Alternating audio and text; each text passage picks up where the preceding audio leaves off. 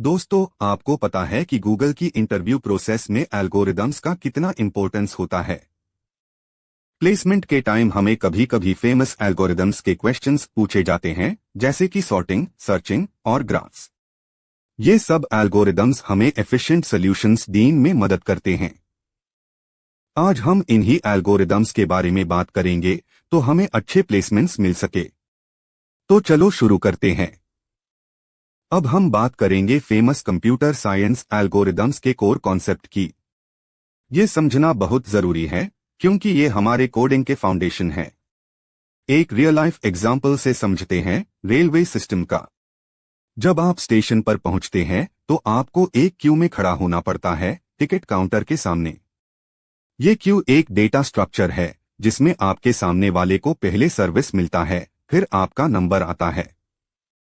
ये *** FIFO, first in first out *** principle पर चलता है। अब अगर हम इस क्यू को मैनेज करना चाहते हैं तो ह्यूम एक *** एल्गोरिदम *** की जरूरत पड़ेगी। एल्गोरिदम क्या है? ये एक स्टेप बाय स्टेप प्रोसीजर है जो ह्यूम एक प्रॉब्लम सॉल्व करने में मदद करती है। जब हम क्यू को मैनेज करते हैं तो ह्यूम *** सॉर्टिंग *** सर्चिंग *** और इंसर्शन *** जैसे टास्क्स करनी पड़ती है। ये सभी टास्क्स ह्यूम एक एफिशिएंट एल्गोरिदम की जरूरत पड़ती है। तो आगे चलते हैं, हम इन एल्गोरिदम्स को डिटेल में समझेंगे और देखेंगे कि कैसे हम उन्हें अपने कोडिंग में उसे कर सकते हैं। आज हम बात करेंगे एल्गोरिदम्स के बारे में, जो कंप्यूटर साइंस का एक बहुत ही महत्वपूर्ण हिस्सा है। एक एल्गोरिदम एक स्टेप बाय स्टेप प्रोसीजर होता है जो हमें किसी भी प्रॉब्लम को सॉल्व करने में मदद करता है। 1. सबसे पहले हम अपनी प्रॉब्लम डिफाइन करते हैं, जैसे कि किसी अरे में एक एलिमेंट को ढूंढना। 2. फिर हम डू पॉइंटर्स लो और हाई इनिशियलाइज करते हैं, जो हमें अरे के शुरुआत और आखिरी इंडेक्स तक पहुंचने में मदद करते हैं। 3. अब हम मिड कैलकुलेट करते हैं, जो हमें अरे के बीच के इंडेक्स तक पहुंचने में मदद करता है।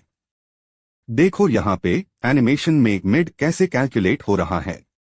4. अब हम मिड के एलिमेंट को कंपेयर करते हैं जो हम ढूंढ रहे हैं।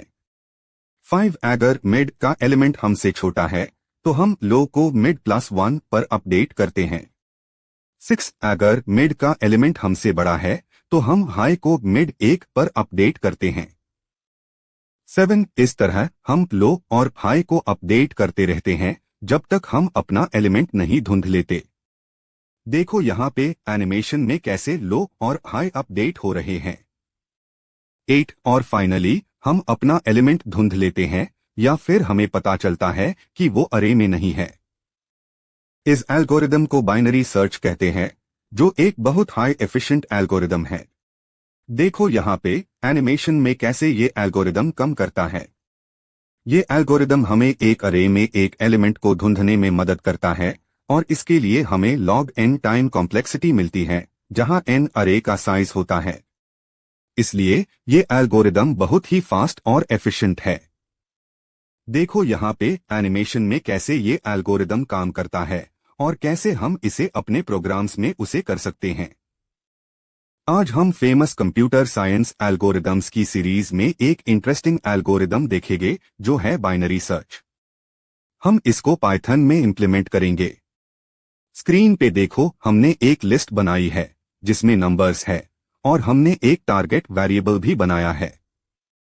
अब हम कोड में देखते हैं। पहले हमने लो और हाई वेरिएबल्स इनिशियलाइज किए हैं, जो हमारी लिस्ट के स्टार्टिंग और एंडिंग इंडेक्स है। ये लाइन क्या करती है? पहले ये चेक करते हैं कि लो कभी हाई से ज्यादा हो जाए। FIR हम मिड वेरिएबल कैलकुलेट करते हैं, जो हमारी लिस्ट के मिडल इंडेक्स है। स्क्रीन पे देखो, हमने मिड को लो और हाई के एवरेज से कैलकुलेट किया है। अब ये लाइन क्या करती है? हम चेक करते हैं कि टारगेट हमारी लिस्ट के मिड इंडेक्स पर है या नहीं। अगर है तो हम मिड को रिटर्न कर देते हैं। अगर नहीं तो हम चेक करते हैं कि टारगेट मिड से छोटा है या बड़ा है। एज केस ये है कि अगर लिस्ट एम्प्टी हो तो हम -1 रिटर्न कर देते हैं।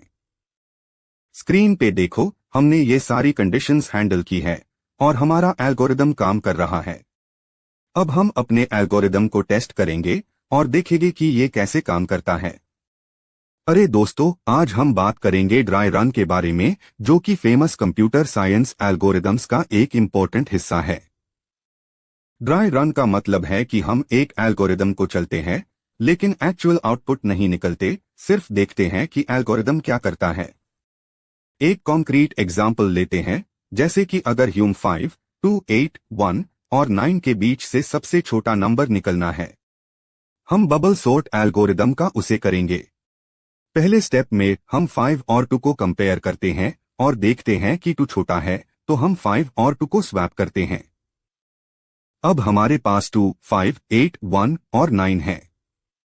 नेक्स्ट स्टेप में हम 5 और 8 को कंपेयर करते हैं और देखते हैं कि 5 छोटा है, तो हम कुछ नहीं करते। अब हम 2, 5, 8, 1 और 9 को देखते हैं और हम 8 और 1 को कंपेयर करते हैं और देखते हैं कि 1 छोटा है, तो हम 8 और 1 को स्वैप करते हैं। अब हमारे पास 2, 5, 1, 8 और 9 है। हम इस प्रोसेस को रिपीट करते हैं और हर स्टेप पे हम देखते हैं कि एल्गोरिदम क्या करता है। एंड में हमारे पास 1, 2, 5, 8 और 9 है और हम देखते हैं कि सबसे छोटा नंबर 1 है। ये है ड्राई रन, जिसके द्वारा हमने देखा कि एल्गोरिदम क्या करता है बिना एक्चुअल आउटपुट निकले।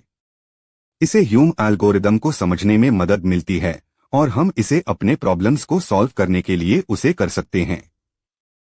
अरे दोस्त, अब हम कॉम्प्लेक्सिटी एनालिसिस के बारे में बात करेंगे। टाइम कॉम्प्लेक्सिटी का मतलब है कितना समय लगेगा एक एल्गोरिदम को रन करने में, और स्पेस कॉम्प्लेक्सिटी का मतलब है कितना मेमोरी लगेगा। O(n) मतलब है कि अगर इनपुट साइज बढ़ेगा तो टाइम भी उसके हिसाब से बढ़ेगा। O(log(n) मतलब है कि टाइम कॉम्प्लेक्सिटी लॉगरिदमिक है, जिसे एफिशिएंट है। ब्रूट फोर्स से कंपेयर करते हैं तो वो O(n) होता है, जो कि बहुत स्लो है।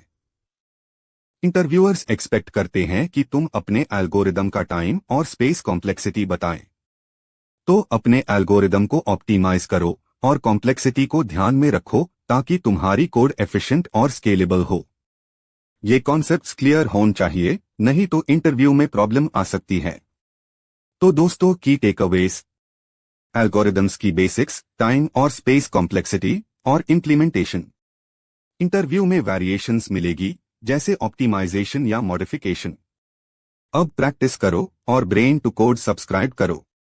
नेक्स्ट वीडियो में डायनामिक प्रोग्रामिंग देखेंगे। मिलते हैं नेक्स्ट वीडियो में। कोड करते रहो।